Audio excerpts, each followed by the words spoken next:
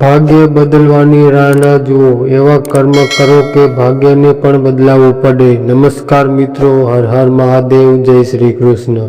આપ સૌનું હાર્દિક સ્વાગત છે તમારા પોતાના યુટ્યુબ ચેનલ ઓમ વાસ્તુમાં.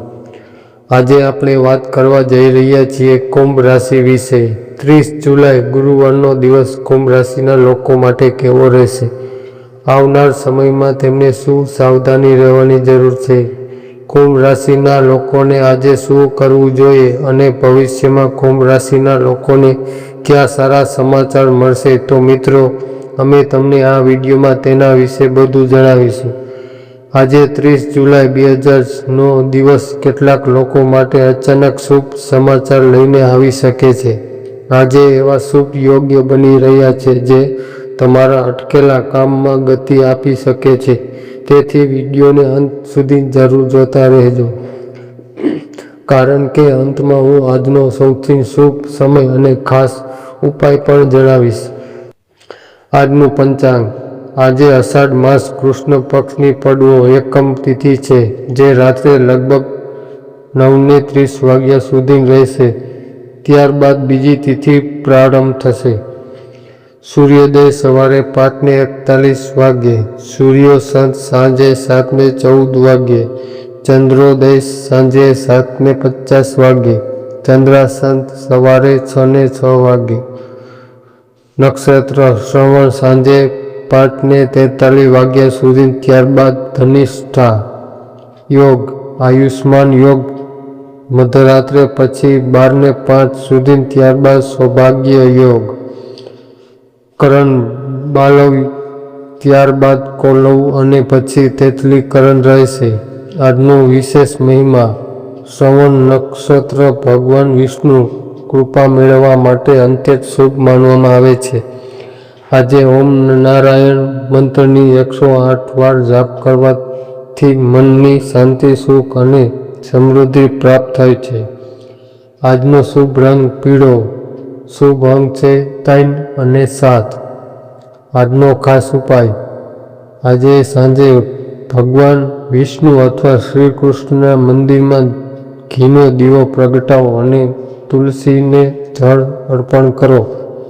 માન્યતા છે કે આવું કરવાથી આર્થિક તંગી દૂર થાય છે અને ઘરમાં સુખ સમૃદ્ધિ વધે છે. મિત્રો, આચાર્ય ચાણક્ય કહે છે કે જીવનમાં સફળતા મેળવવા માટે સૌથી પહેલાં પોતાના મન પર વિજય મેળવવા જરૂરી છે. જે વ્યક્તિ પોતાના વિચારનો યોગ્ય દિશા આપી શકે છે, તે જીવનની સૌથી મોટી મુશ્કેલીઓને પણ સરળતાથી પાર કરી શકે છે. બહારના શત્રુઓથી બચવું સરળ છે, પરંતુ પોતાના અંદરના ક્રોધ, આળસ, અહંકાર અને લાભ જેવા શત્રુઓ પર જીત મેળવવી સૌથી મોટી વિજય છે. ચાણક્યના મત મુજબ સમય દુનિયાનું સૌથી કિંમતી ધન છે. એકવાર પસાર થયેલો સમય લાખો પ્રયત્ન છતાં પાછો આવતો નથી. તેથી દરેક ક્ષણનો સદુપયોગ કરો.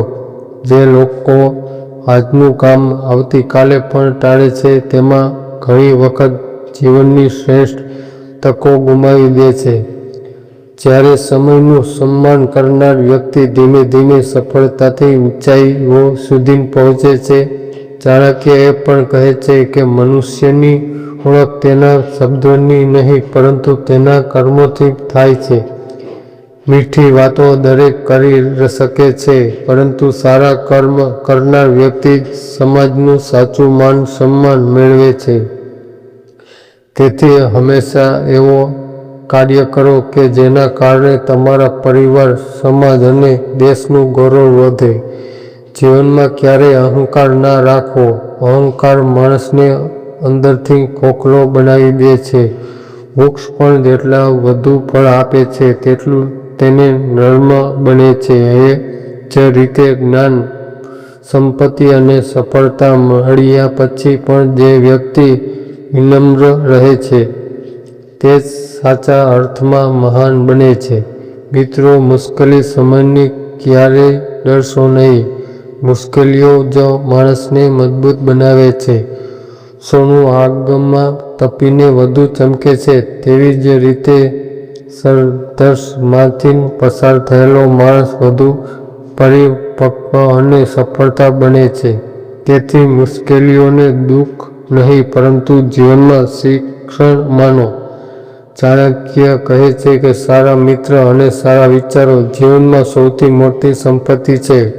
ખરાબ સંગ ધીમે ધીમે વ્યક્તિને જીવનને બરબાદ કરી શકે છે, જ્યારે સારો લોકોને સાથ જીવનને નવી દિશા આપે છે. તેથી હંમેશા એવા લોકોની નજીક રહો જે તમને આગળ વધવાની પ્રેરણા આપે. યાદ રાખો, ભાગ્ય પર વિશ્વાસ રાખવો સારી વાત છે, પરંતુ માત્ર ભાગ્યના સહારે બેસવું રહેવું સૌથી મોટી ભૂલ છે. મહેનત, શિસ્ત, ધીરજ અને આત્મવિશ્વાસ જ સફળતાના સાચા આધારસ્તંભ છે. ભગવાન પણ તેને જ મદદ કરે છે જે પોતે પ્રયત્ન કરે છે. આજના દિવસે એક સંકલ્પ કરો કે તમે તમારા ક્રોધ પર નિયંત્રિત રાખશો, સમયનો સદુપયોગ કરશો, માતા પિતાનો આદર કરશો, દરેક સાથે પ્રેમ અને સન્માનથી વર્તશો અને દરરોજ કંઈક નવું શીખવાનો પ્રયત્ન કરશો. આ નાના નાના સંકલ્પો જ ભવિષ્યમાં મોટી સફળતાનું કારણ બને છે. આજે આપણે જાણીશું 30 જુલાઈ 2026 ગુરુવારનો દિવસ કુંભ રાશિના લોકો માટે કેવો રહેશે. જોઈએ આજનું રાશિફળ. વાત કરીએ આજનો સકારાત્મક સમય. આજે ભાવનાઓમાં વહેવાના બદલે સમજદારીથી નિર્ણય લેશો તો દરેક કાર્ય સફળતાથી પૂર્ણ થશે. થોડું આયોજન અને સાવચેતી રાખશો તો અટકેલા કામ પણ સફળતાથી આગળ વધશે. પરિવારના નાના બાળકોના ભવિષ્યને લઈને મહત્વપૂર્ણ યોજનાઓ બની શકે છે, જે લાંબા ગાળા લાભદાયક સાબિત થઈ શકે છે. આજે તમારો આત્મવિશ્વાસ અને હિંમત ખૂબ જ મજબૂત રહેશે, જેના કારણે મુશ્કેલી લાગતા કામ પણ તેમને સફળતાથી પૂર્ણ કરી શકશો. ભગવાન પર વિશ્વાસ રાખીને કરેલી મહેનતનું સારું ફળ મળવાની સંભાવના છે. વાત કરીએ આજે રાખવાની સાવધાની વિશે.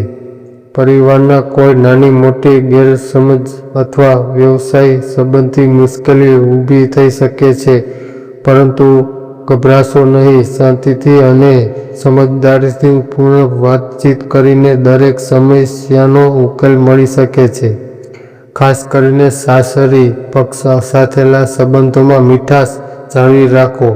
ગુસ્સો અથવા ઉતાવળમાં લીધેલા નિર્ણયો સંબંધોને નબળા બનાવી શકે છે. આજે ધીરજ તમારી સૌથી મોટી શક્તિ બનશે.